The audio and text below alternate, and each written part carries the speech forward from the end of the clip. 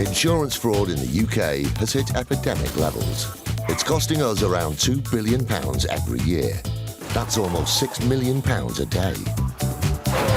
Deliberate crashes, bogus personal injuries, even phantom pets. The fraudsters are risking more and more to make a quick killing. And every year it's adding over £50 to your insurance bill. But insurers are fighting back, exposing around 14 fake claims every hour, armed with covert surveillance systems, subject out the vehicle, sophisticated data analysis techniques, and a number of highly skilled police units. They're catching the criminals red-handed. Just don't lie to us. All those con men, scammers, and cheats on the fiddle are now caught in the act and claimed and shamed.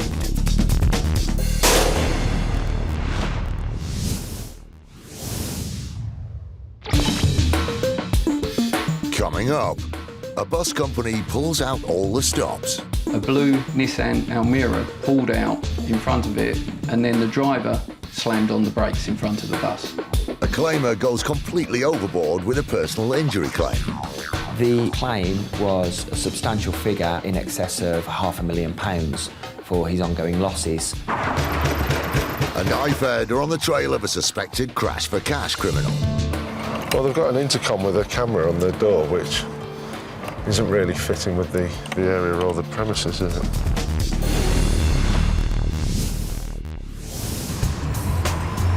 Being a bus driver can be a tricky business.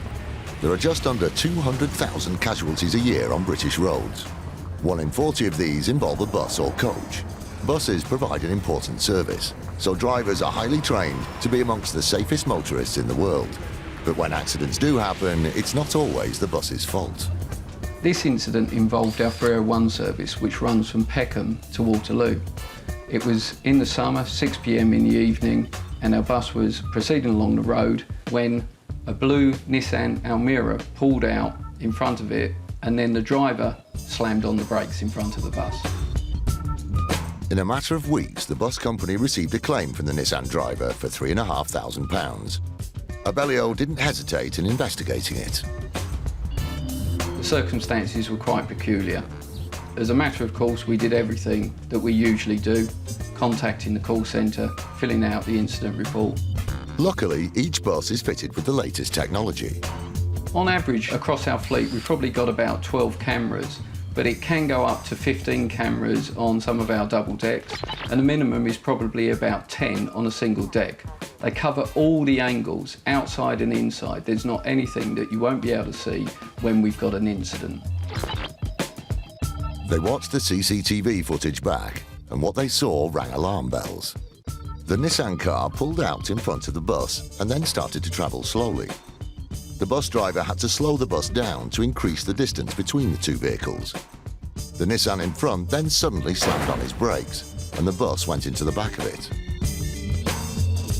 The reality of the situation was obvious just purely from the CCTV. There was nothing in front of the vehicle to cause him to brake. The Nissan driver's behaviour was also a little unusual. The driver then acted very peculiarly. He got out of the car, wouldn't talk to our driver, and immediately was talking on his phone. All in all, it was very clear to us that there was something suspicious going on, and we instructed the police straight away. DI David Hindmarsh from the Met Police came on board to help Abellio with their case. David heads up Operation Catcher, a police unit which identifies and prosecutes crash for cash offenders, with the unit handling up to 50 investigations and making over 300 arrests since 2010. Abellio came to us because they were suspicious, having reviewed the CCTV that was on board the bus. They believed that the car in front had deliberately slammed on its brakes during an emergency stop, causing the bus to crash into the back. The bus had around about 30 passengers on board that day, some of which may have been standing, but even the simplest of braking of the bus could have caused them to fall over, injure themselves seriously. The cops could clearly see what had happened and put two and two together. Having reviewed the bus CCTV and having the experience of these type of incidents, we decided that this was a potentially induced collision.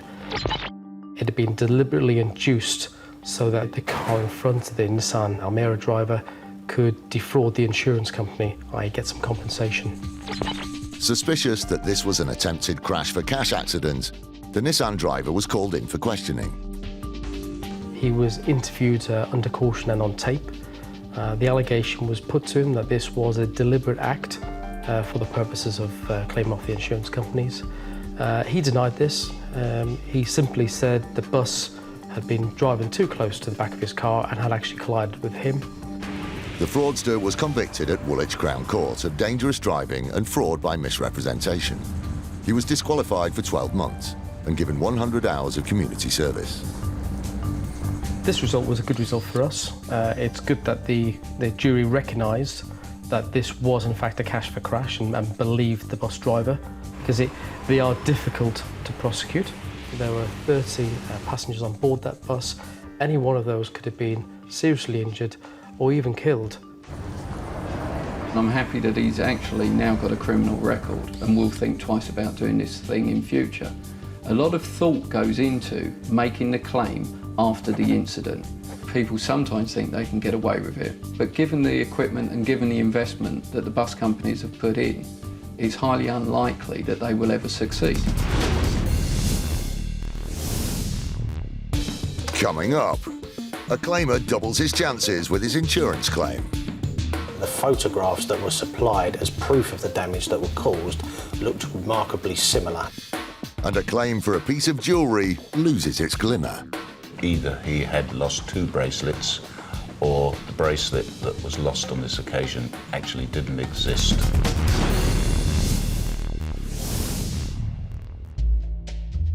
Exaggerated insurance claims come in all shapes and sizes, from claimers adding on designer clothes to travel insurance, to items of furniture onto home contents insurance. But top of the list is exaggerated personal injury claims, especially those related to motor insurance. And they're on the rise. It does appear that these types of claims where gross exaggeration in order to obtain financial gain is becoming more common, and insurers are finding more of them and investigating more of them on a year-by-year basis. One insurer received a claim relating to a car accident in the summer of 2011. The claimant alleged he'd sustained the injury as a result of the defendant's vehicle shunting into the rear of his. There was some concern that the symptoms presented and the manner in which he stated the incident occurred was exaggerated. He alleged it was forcible, but the defendant was actually disputing that, as stating it was only a very minor incident that had occurred in a 20-mile-an-hour zone. An accident can be traumatic, especially serious car accidents, with those injured suffering both physical and mental injuries. The claimant was alleging that he was unable to stand or sit for any longer than 20 minutes without the onset of pain. He was also alleging he wasn't able to carry anything heavier than light shopping bags.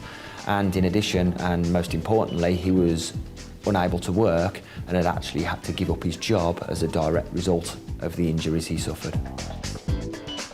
With a prognosis of only 50% recovery and the possibility of needing a full-time carer for the future, it wasn't looking good for the injured claimer. The claimant's claim was a substantial figure which was reserved at in excess of £500,000 for his ongoing losses. With the prospect of paying out such an enormous amount, the insurer called in their lawyers, BML. Following receipt of the instructions, we immediately started to investigate the claim, questioning the extent of the symptoms that the claimant was suffering, and also putting him to strict proof that the losses were suffered as a direct result of the road traffic accident. When the lawyers contacted the claimer's employer, they couldn't believe their ears. His employers actually provided us with a statement to the effect that he was able to drive his van. He was able to actually lift and carry significant crates and containers which weighed approximately the same as a washing machine, and he was able to undertake all of this whilst he was reporting to the medical experts that he was unable to work. The plot thickened when further clues were uncovered online. We searched social media and obtained images which seemed to show that the claimant was able to undertake tasks such as carrying his child, and also his mobility seemed far greater than he was reporting to his medical experts. The insurers had no doubt that the claimer had blown his personal injuries out of proportion. To save incurring substantial litigation costs and the risks incurred around pursuing this claim further, we would make a significantly low offer to the claimant to settle his claim, highlighting we had concerns over his credibility and the fact that we didn't believe all of the symptoms presented to his medical experts were an accurate picture of his true day-to-day life.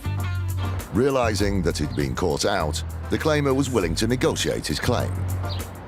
The case actually concluded at a very significantly low figure, approximately a few £1,000s, which was against a case reserve of over £500,000. So there was substantial savings made. He ultimately accepted our very low offer and walked away from the claim at that point in time.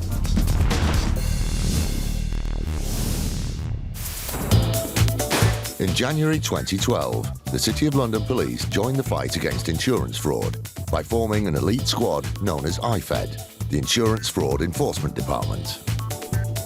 The message I'd give to people that are considering embarking on insurance fraud is just don't do it. My team, day by day, are getting more sophisticated in tracking down the people that want to try out this type of crime. So really, if you want to go into insurance fraud, I would say don't do it. They've made over 550 arrests and have saved millions of pounds in fraudulent insurance claims, money which ultimately goes back in our pockets. From now on, fraudsters need to watch their backs. My team work tirelessly 24/7, so we know exactly what types of scams you're going to embark on, and we will come after you. Stay where you are! Today, IFED are cracking down on car insurance fraud. DS Marcus Allen and his team of officers are on the trail of a suspected crash-for-cash criminal. After months of research, the suspect is known to move around a lot, and so the team are hoping to catch him at one of 3 different addresses. But as he moves flat every few months, it could be a frustrating morning for the IFED team. They're en route to the first property. We're heading off to arrest a male believed involved with others, taking out motor vehicle policies and then making claims for fictitious accidents where personal injuries have allegedly happened. They're only a short distance from the address. Turn left in 300 yards, then you will reach your destination.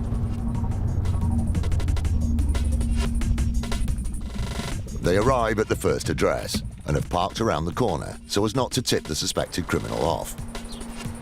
IFED often rely on the element of surprise, hoping to catch the offender on the hop. But they have to move swiftly so as not to alert the alleged fraudster. Their intel has brought them to a multiple occupancy property. These significantly increase IFED's work, as it means the team has to knock on every door within the house and check all the innocent residents to ensure their suspect isn't among them. Good morning. I'm from the City of London Police. These officers are with me. We're here today to look for him. What's your name? It looks as if IFED are too late and the suspect has moved on. But Marcus and the officers want to make certain. OK, may we come in and just confirm who you are and who lives here? So like I said, we're from the City of London Police. We're all police officers. We're investigating an offence where this address has been named. Do you have any identification, please? On entering the house, the officers attempt to verify the identities of those present, including anyone who seems completely innocent. Have you got like a driving licence or anything? Showing your name on? Driving licence or passport? We can see who you are and you are who you say you are.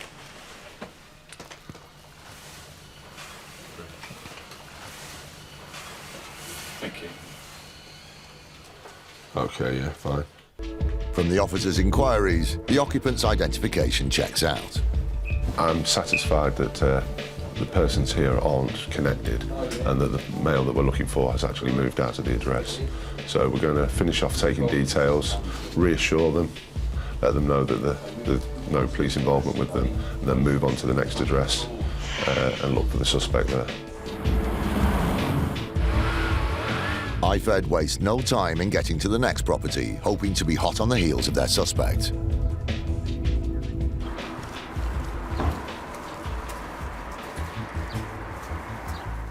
Within minutes of Marcus arriving, the occupants open the door. Good morning. BC Bond. We're from the City London Police. We believe that this address has been used to facilitate some car insurance fraud. Okay, we're looking for... Does he live here? But once inside, it's the same scenario, which means more searches and ID checks, but no suspect. Good morning. Sorry to disturb you. From the City London Police. We're looking for... Is that you? Okay, as we're here in the premises, have you got some identification, please, for you and the lady? The officers check the identification of the people at the property, but it's another dead end. None of our suspects live here. It's a multi-occupied address, so we're just verifying everyone here, their identities, and doing checks on them. If that's all satisfactory, we'll now move on to the third address. With such a transient suspect, the IFED team have their work cut out trying to track him down. Marcus's day isn't exactly going as planned. The day's operation is being renamed Wild Geese. Whilst it's frustrating that not all raids go to plan, the IFED team are still able to gather information about the suspect's movements, and they can now eliminate the other locations from their search. Sadly for Marcus and the team, conducting a mini tour of the area is just part of the job. But they have another property to check out. Within minutes, Marcus and the team arrive at their final address.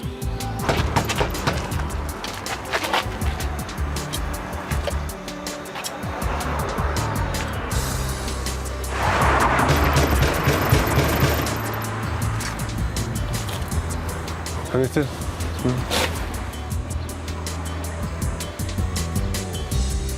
Well, if it is, they're not going to answer the door, are they? I'll just have a look. No one has answered the door, and they can't tell if anyone's in, but something about the property just doesn't seem right to the officers. Well, they've got an intercom with a camera on their door, which isn't really fitting with the area or the premises, is it? No. The property appears unoccupied. However, somebody's gone to great lengths to make it very secure. There's a camera intercom on the door. The lock is quite a sizable, expensive lock. And at the back, there's foil lining on the windows. So we are quite keen to get inside and find out what's going on. Time is running out, but entering by force is seen as a last resort. With the help of officers back at base, Marcus attempts to track down the house owner. One of the officers has contacted the landlord, speaking to him now to see if he'll let us in to check there's no suspects in the flat. The property owner is on their way to assist the officers. But just as the team are preparing to enter the residence, they get a call from a colleague. The outcome is this premises, we found out that it was a brothel with prostitutes working here. Hence the security measures that they've taken. We've now confirmed with the landlady that it's empty, and we've spoken to the local police who've confirmed that they've taken action and that it's now empty and there's no criminality going on there. Unfortunately, it's been an uneventful day for Marcus and his team, who return to the office empty-handed. They may not have found the suspected criminal today, but will continue with their investigation and won't rest until they bring this and any suspected crash for cash criminal to justice.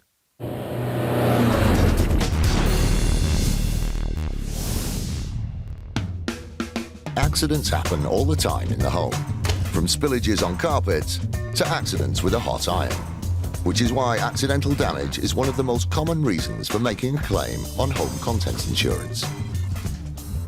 With advances in science and forensics, insurers can determine the truth behind some of these claims. Dr. Andrew Moncrief works for one of the leading forensic science organisations in the country. For any incident, if something falls over, bends, breaks, blows up or is damaged, it'll be damaged in a way that follows various physical laws.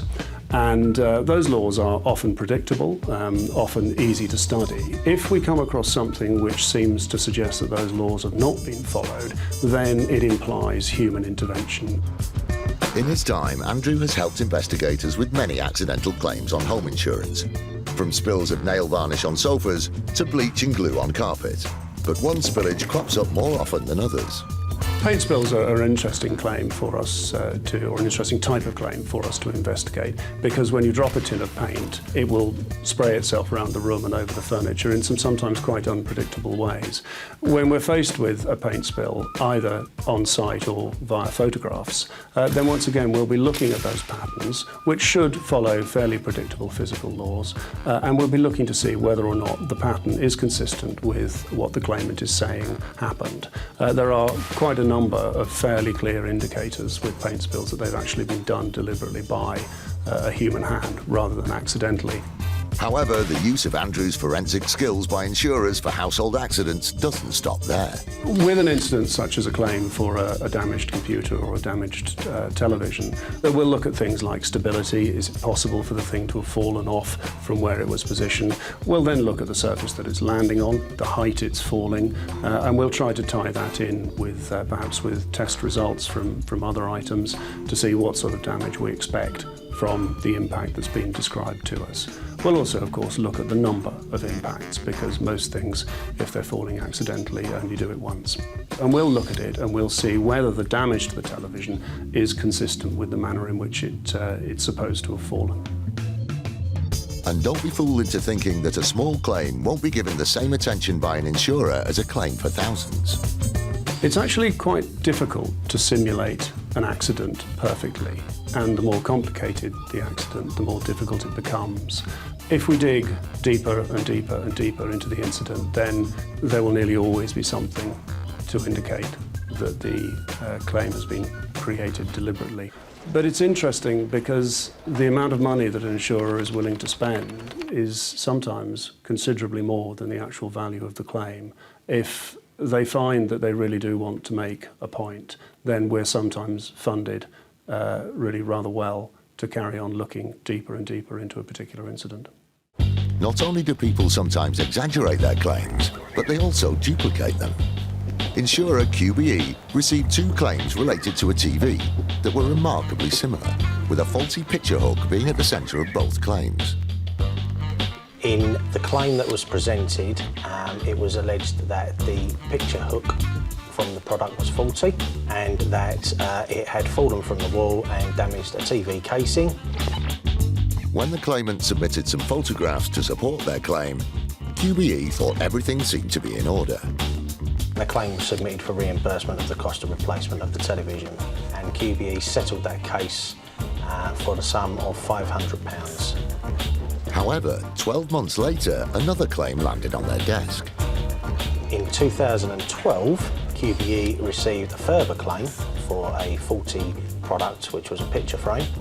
The picture frame hook was said to have been faulty, and this fell onto some personal property, damaging a TV and a television unit as well. Again, the claimer had photographs on hand to help support their claim. The second incident that was presented to us showed pictures of the television again, but also some additional photographs that showed damage to the television cabinet and also the area of where the picture frame had fallen from. Unluckily for the claimer, the insurer thought these photographs looked familiar. We immediately noticed on both instances was that the photographs that were supplied as proof of the damage that were caused looked remarkably similar. Let's just have another look. These are the photographs relating to the first claim of damage to the TV. And these are the photographs relating to the second claim.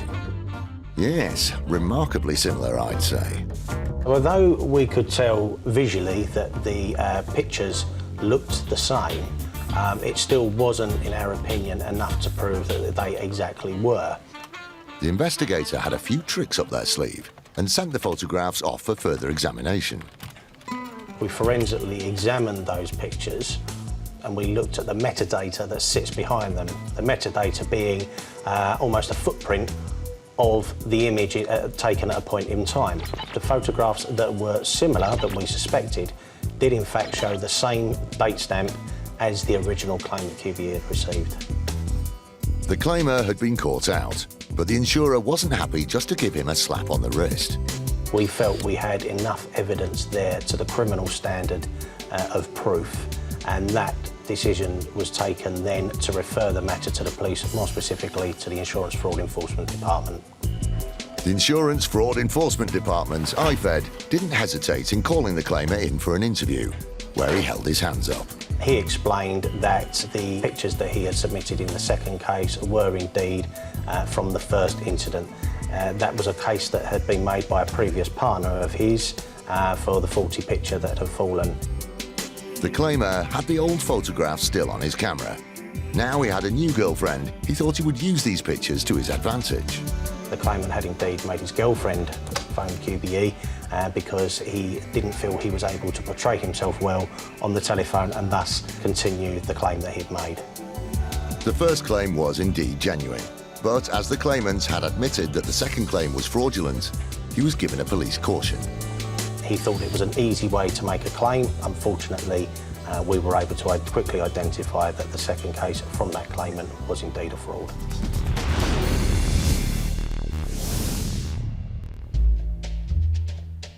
If we lose a piece of jewellery, regardless of the value, it can be upsetting. Even more so if it's of sentimental value or a family heirloom, which is priceless. Whether it's your wedding ring or your grandfather's watch. So imagine what our next claimant felt when he lost a very special family memento. In this case, our policyholder, a gentleman, was out on the town with some of his friends when he lost a bracelet. Well, the bracelet was not only worth £3,000, but it was a family heirloom which had been passed down from generation to generation. A claim was made for the insured value of £3,000 within a month of the policy being taken out. We began to become suspicious because this very valuable item hadn't actually been reported as lost to the police, which you would normally expect it to have been. The insurer discovered that the claimant had lied about his whereabouts that night. The other thing we discovered was that the gentleman concerned was actually not out on the town on this night and was at home. But it seemed that social media was to be the claimer's downfall. We made some inquiries and in fact they were quite startling what we found out. So this bracelet had in fact been lost on a previous occasion at some specific premises and not as alleged on this night out. Either he had lost two bracelets or the bracelet that was lost on this occasion actually didn't exist. It turned out that the bracelet had been lost a few months earlier in a gym. Now it was time for RSA to confront the claimant. We challenged our policyholder and they asked to withdraw the claim. But the insurer wasn't having any of it. We were so incensed that this policy had actually clearly been taken out with a specific intention of making a claim that we reported the case to IFED, who took action against him. The Insurance Fraud Enforcement Department, IFED, continued with the investigation. The claimant was then arrested and received a police caution. He might have thought that this was worth the risk, but ultimately he's ended up with a criminal record, and he will of course also be on the insurance fraud register and will find it very difficult to get insurance cover in the future.